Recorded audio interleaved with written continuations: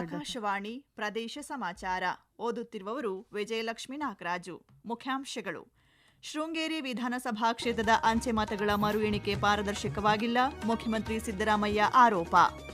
ಸರ್ಕಾರದ ಗ್ಯಾರಂಟಿ ಯೋಜನೆಗಳಿಂದ ಉಪಚುನಾವಣೆಯಲ್ಲಿ ಪಕ್ಷಕ್ಕೆ ಗೆಲುವು, ಸಚಿವ ಆರ್ಬಿ ತಿಮ್ಮಾಪುರ್. ರಾಜ್ಯದಲ್ಲಿ ಕಾಂಗ್ರೆಸ್ಗೆ ಭವಿಷ್ಯವಿಲ್ಲ, ಮಾಜಿ ಮುಖ್ಯಮಂತ್ರಿ ಬಿಎಸ್ ಯಡಿಯೂರಪ್ಪ ಅಭಿಮತ. ಕುಡಿಯುವ ನೀರು ಸರಬರಾಜಿಗೆ ಅಡ್ಡಿ ಉಂಟು ಮಾಡಿದರೆ ಪ್ರಕರಣ ದಾಖಲಿಸುವಂತೆ ಸಚಿವ ಈಶ್ವರ್ ಖಂಡ್ರೆ ಅಧಿಕಾರಿಗಳಿಗೆ ಸೂಚನೆ. ಹಾಗೂ ರಾಜ್ಯದ ಹಲವೆಡೆ ಇಂದು ಗುಡುಗು ಸಹಿತ ಮಳೆ, ಹವಾಮಾನ ಇಲಾಖೆ ಮುನ್ಸೂಚನೆ. ಶೃಂಗೇರಿ ವಿಧಾನಸಭಾ ಕ್ಷೇತ್ರದ ಅಂಚೆ ಮತಗಳ ಮರು ಎಣಿಕೆಯ ಬಳಿಕ ಬಿಜೆಪಿ ಅಭ್ಯರ್ಥಿ ಗೆಲುವಿನ ಕುರಿತಂತೆ ಮುಖ್ಯಮಂತ್ರಿ ಸಿದ್ದರಾಮಯ್ಯ ಅಸಮಾಧಾನ ವ್ಯಕ್ತಪಡಿಸಿದ್ದಾರೆ. ಬೆಂಗಳೂರಿನಲ್ಲಿಂದು ಸುದ್ದಿಗಾರರೊಂದಿಗೆ ಮಾತನಾಡಿದ ಅವರು, ಶೃಂಗೇರಿಯಲ್ಲಿ ತರಾತುರಿಯಲ್ಲಿ ಫಲಿತಾಂಶ ಘೋಷಣೆ ಮಾಡಲಾಗಿದೆ ಎಂದು ಆರೋಪಿಸಿದ್ದಾರೆ. ಕಾಂಗ್ರೆಸ್ ಅಭ್ಯರ್ಥಿ ರಾಜೇಗೌಡ ಅವರು ಕಳೆದ ವಿಧಾನಸಭಾ ಚುನಾವಣೆಯಲ್ಲಿ 201 ಮತಗಳಿಂದ ಗೆದ್ದಿದ್ದರು.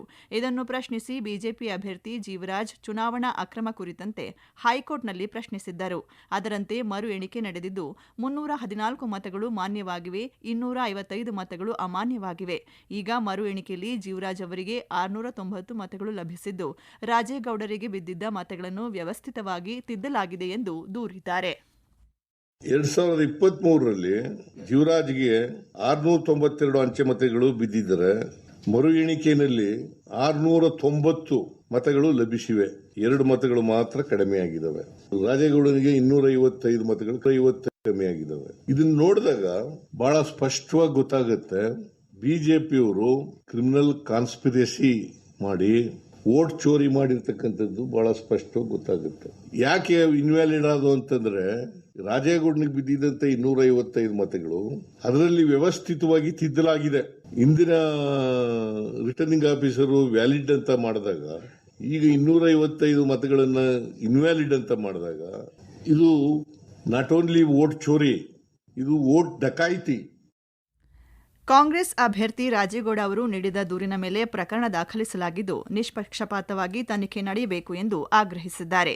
ಇದೇ ವೇಳೆ ಬಾಗಲಕೋಟೆ ಹಾಗೂ ದಾವಣಗೆರೆ ದಕ್ಷಿಣ ಕ್ಷೇತ್ರಗಳಿಗೆ ನಡೆದ ಉಪಚುನಾವಣೆಯಲ್ಲಿ ಕಾಂಗ್ರೆಸ್ ಗೆದ್ದಿದ್ದು 2028ರ ಚುನಾವಣೆಗೆ ಇದು ದಿಕ್ಸೂಚಿ ಎಂದು ಅಭಿಪ್ರಾಯಪಟ್ಟಿದ್ದು, ಸರ್ಕಾರದ ಗ್ಯಾರಂಟಿ ಯೋಜನೆಗಳು ಪಕ್ಷದ ಕೈ ಹಿಡಿದಿವೆ ಎಂದು ತಿಳಿಸಿದ್ದಾರೆ. ಬಾಗಲಕೋಟೆ ಜಿಲ್ಲೆಯ ಮತದಾರರು ಕಾಂಗ್ರೆಸ್ ಪರವಾಗಿದ್ದು, ಮುಖ್ಯಮಂತ್ರಿ ಸಿದ್ದರಾಮಯ್ಯ ನೇತೃತ್ವದ ಸರ್ಕಾರದ ಗ್ಯಾರಂಟಿ ಯೋಜನೆಗಳು ಉಮೇಶ್ ಮೇಟಿ ಗೆಲುವಿಗೆ ಕಾರಣ ಎಂದು ಅಬಕಾರಿ ಸಚಿವ ಆರ್ಬಿ ತಿಮ್ಮಾಪುರ್ ತಿಳಿಸಿದ್ದಾರೆ.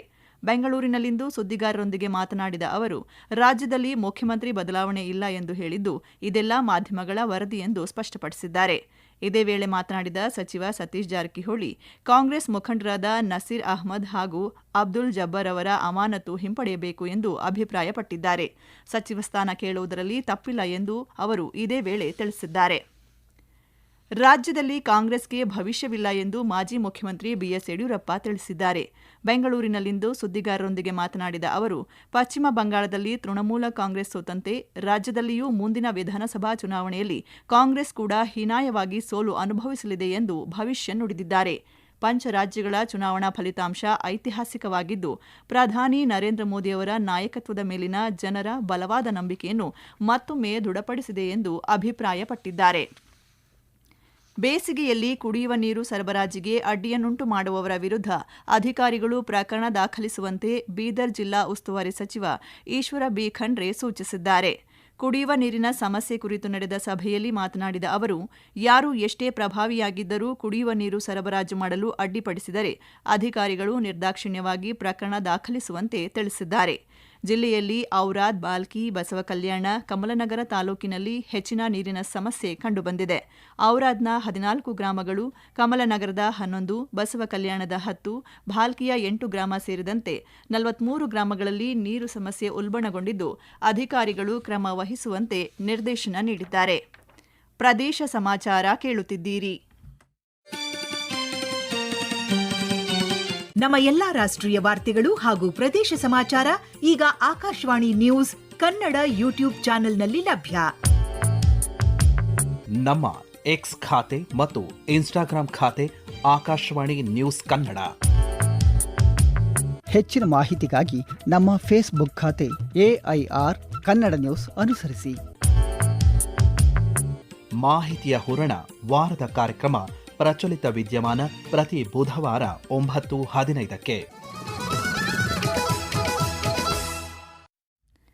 ಬೇಸಿಗೆಯಲ್ಲಿ ಕುಡಿಯುವ ನೀರು ವ್ಯತ್ಯಯವಾಗದಂತೆ ಅಗತ್ಯ ಕ್ರಮ ಕೈಗೊಳ್ಳುವಂತೆ ಮಂಡ್ಯ ಜಿಲ್ಲಾಧಿಕಾರಿ ಡಾ ಕುಮಾರ ಸೂಚಿಸಿದ್ದಾರೆ.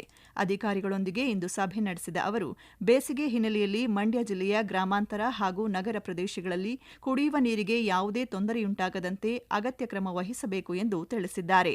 ಕುಡಿಯುವ ನೀರಿನ ಯೋಜನೆಗಳಿಗೆ ನಿರಂತರ ವಿದ್ಯುತ್ ಸಂಪರ್ಕ ಕಲ್ಪಿಸಿಕೊಡಲು ಹಾಗೂ ಕೃಷಿ ಪಂಪ್ಸೆಟ್ಗಳಿಗೆ 7 ಗಂಟೆಗಳ ಕಾಲ ಗುಣಮಟ್ಟದ ನಿರಂತರ ವಿದ್ಯುತ್ ಸರಬರಾಜು ಮಾಡಲು ಸಭೆಯಲ್ಲಿ ಸೂಚನೆ ನೀಡಿದ್ದಾರೆ. ಕಾವೇರಿ ನದಿ ಮತ್ತು ಹೇಮಾವತಿ ನದಿಯ ಮೂಲಕ ಕುಡಿಯುವ ನೀರನ್ನು ಎತ್ತುವಳಿ ಮಾಡುವ ಹಿನ್ನೆಲೆಯಲ್ಲಿ ನದಿ ತೀರದಲ್ಲಿ ಅನಧಿಕೃತವಾಗಿ ಹಾಕಿಕೊಂಡಿರುವ ಅಕ್ರಮ ಪಂಪ್ಸೆಟ್ಗಳನ್ನು ತೆರವುಗೊಳಿಸಲು ನಿರ್ದೇಶನ ನೀಡಿದ್ದಾರೆ. ಕುಡಿಯುವ ನೀರಿನ ಯೋಜನೆಯನ್ನು ಹೊರತುಪಡಿಸಿ ಇತರೆ ಗ್ರಾಮಗಳಲ್ಲಿನ ಕೊಳವೆ ಬಾವಿಗಳು, ಪಂಪ್ಸೆಟ್ಗಳು ಮತ್ತು ಓವರ್ ಟ್ಯಾಂಕ್ಗಳನ್ನು ನಿಯಮಿತವಾಗಿ ಪರಿಶೀಲಿಸಿ ಯಾವುದೇ ಸಮಸ್ಯೆಯಾಗದಂತೆ ಕ್ರಮ ಕೈಗೊಳ್ಳುವಂತೆ ಸೂಚಿಸಿದ್ದಾರೆ.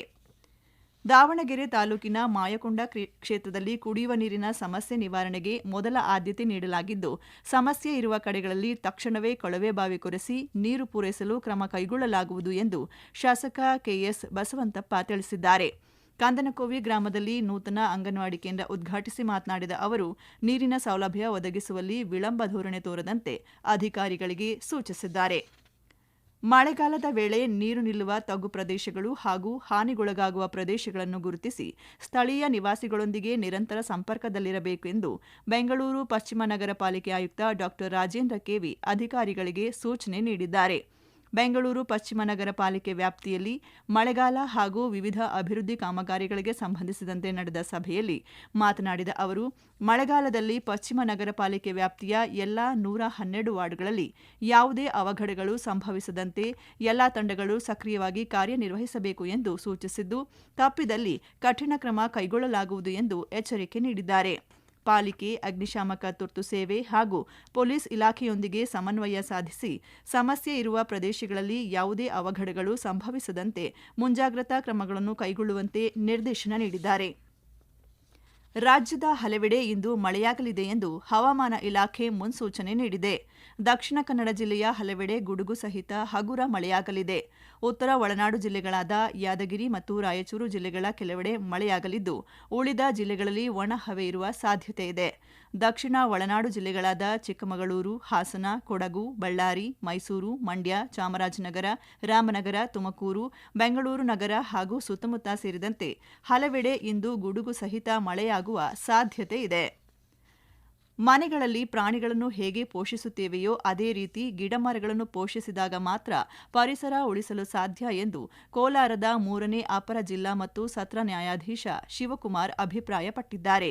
ಕೋಲಾರ ಜಿಲ್ಲೆಯ ಟಿ. ಗೊಲ್ಲಹಳ್ಳಿ ಹೊರವಲಯದ ಕೆರೆಯ ಅಂಗಳದಲ್ಲಿ ಸಸಿ ನೆಡುವ ಕಾರ್ಯಕ್ರಮಕ್ಕೆ ಚಾಲನೆ ನೀಡಿ ಮಾತನಾಡಿದ ಅವರು, ಸಾರ್ವಜನಿಕ ಕಾರ್ಯಕ್ರಮಗಳಲ್ಲಿ ಹಣ ದುಂದುವೆಚ್ಚ ಮಾಡುವ ಬದಲು ನೆನಪಿನ ಸಂಕೇತವಾಗಿ ಗಿಡಗಳನ್ನು ವಿತರಿಸುವ ಮೂಲಕ ಪರಿಸರ ಸಂರಕ್ಷಣೆಗೆ ಒತ್ತು ನೀಡಬೇಕು ಎಂದು ಕರೆ ನೀಡಿದ್ದಾರೆ.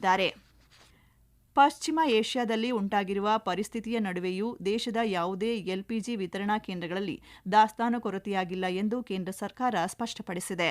ಪೆಟ್ರೋಲಿಯಂ ಉತ್ಪನ್ನಗಳು ಮತ್ತು ಎಲ್ಪಿಜಿ ಸಿಲಿಂಡರ್ಗಳ ನಿರಂತರ ಪೂರೈಕೆಯನ್ನು ಖಚಿತಪಡಿಸಿಕೊಳ್ಳಲು ಅಗತ್ಯ ಕ್ರಮಗಳನ್ನು ಕೈಗೊಳ್ಳಲಾಗುತ್ತಿದೆ ಎಂದು ಸರ್ಕಾರ ಭರವಸೆ ನೀಡಿದೆ. ನವದೆಹಲಿಯಲ್ಲಿ ನಡೆದ ಅಂತರ್ ಸಚಿವಾಲಯದ ಸುದ್ದಿಗೋಷ್ಠಿಯಲ್ಲಿ ಮಾತನಾಡಿದ ಅಧಿಕಾರಿಗಳು, ಪೆಟ್ರೋಲ್, ಡೀಸೆಲ್ ಮತ್ತು ಎಲ್ಪಿಜಿ ಖರೀದಿಯ ವಿಷಯದಲ್ಲಿ ಸಾರ್ವಜನಿಕರು ಆತಂಕಕ್ಕೆ ಒಳಗಾಗಬಾರದು ಹಾಗೂ ಅಧಿಕೃತ ಮೂಲಗಳ ಮಾಹಿತಿಯನ್ನು ಮಾತ್ರ ನಂಬಬೇಕು ಎಂದು ಮನವಿ ಮಾಡಿದ್ದಾರೆ. ಕೊನೆಯಲ್ಲಿ ಮತ್ತೊಮ್ಮೆ ಮುಖ್ಯಾಂಶಗಳು. ಶೃಂಗೇರಿ ವಿಧಾನಸಭಾ ಕ್ಷೇತ್ರದ ಅಂಚೆ ಮತಗಳ ಮರು ಎಣಿಕೆ ಪಾರದರ್ಶಕವಾಗಿಲ್ಲ, ಮುಖ್ಯಮಂತ್ರಿ ಸಿದ್ದರಾಮಯ್ಯ ಆರೋಪ. ಸರ್ಕಾರದ ಗ್ಯಾರಂಟಿ ಯೋಜನೆಗಳಿಂದ ಉಪಚುನಾವಣೆಯಲ್ಲಿ ಪಕ್ಷಕ್ಕೆ ಗೆಲುವು, ಸಚಿವ ಆರ್ಬಿ ತಿಮ್ಮಾಪುರ್.